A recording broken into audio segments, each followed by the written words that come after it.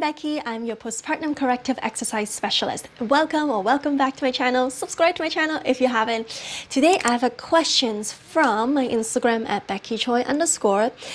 She asked, "Hi Becky, could I ask which movement I should avoid to not have diastasis recti or not make my existing diastasis recti worse before another pregnancy?" So let's unpack this. It's actually very simple answer. You cannot prevent not having diastasis recti if you're going through a pregnancy. If you're carrying your baby to 37 weeks of full term, you are prone to 100% have diastasis recti when you deliver. So this is a fact, and other people can tell you different things. However, many moms will spontaneously heal within 3 months postpartum without any intervention or exercises or specific nutritions to help heal it.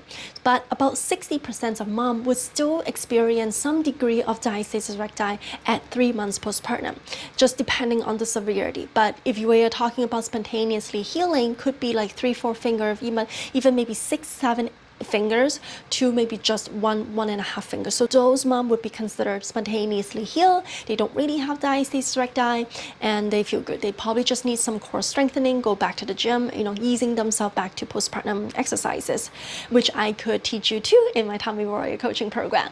What can you do though during pregnancy to lessen the severity of the DR? That I can tell you, but to prevent it, it's just not possible. It's also depending on your genetics, right? Also depending on your core muscles, right? Whether you had existing DR or not, it would probably just be getting worse, especially if you have a larger baby, especially when you're carrying your baby more toward the front. So those are the important factor, and maybe if you're overweight or not. So those will play a factor into the severity of the diastasis recti.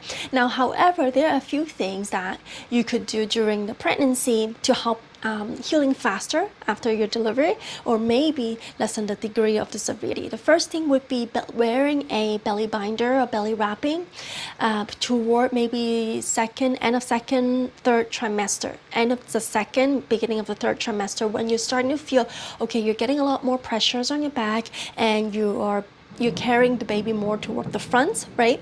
So then you wanted to carry, using a belly wrapping to carry the baby. You're helping yourself to lift up the belly.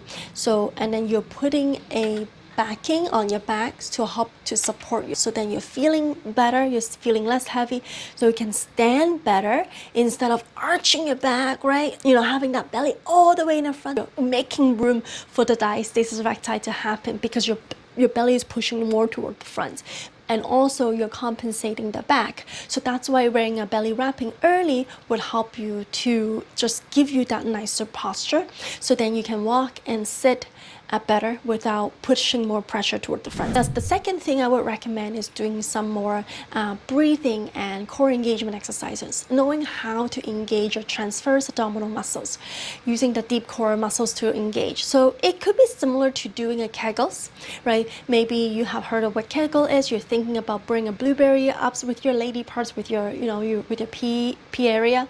You're thinking about bringing blueberries up, or you're thinking about the hip bones drawing in together in the middle. So you're doing that Kegel motion, you're using that deep transverse abdominal muscles. So that is the muscles that is responsible for your diastasis recti.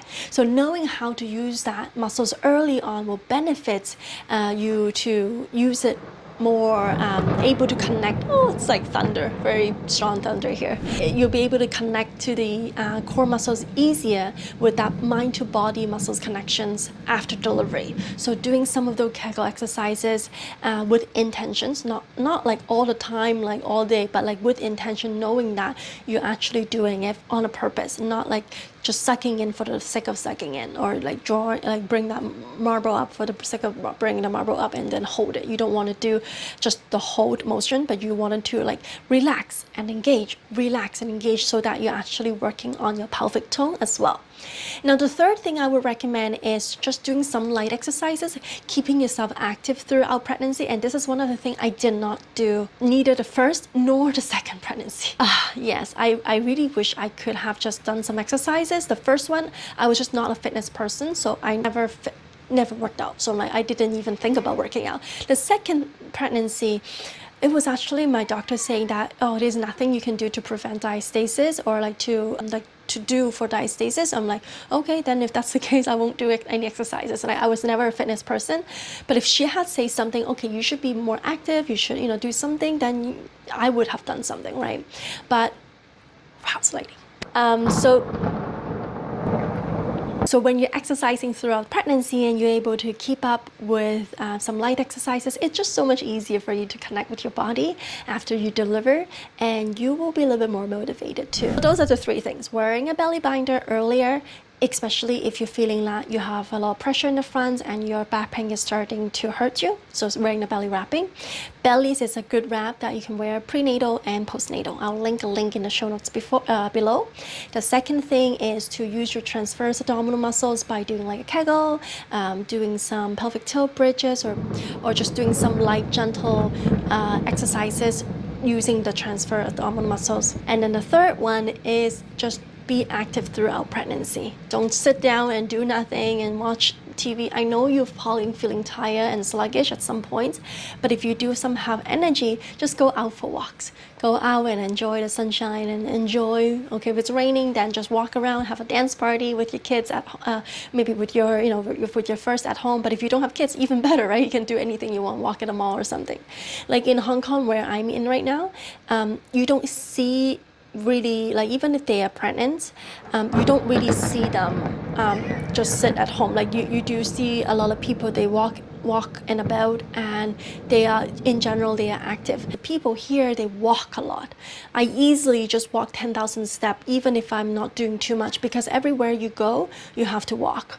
A lot of people drive here. That's also the reason why. But if you have to walk to a subway station, walk out of the station, walk to a bus stop, that all requires some steps.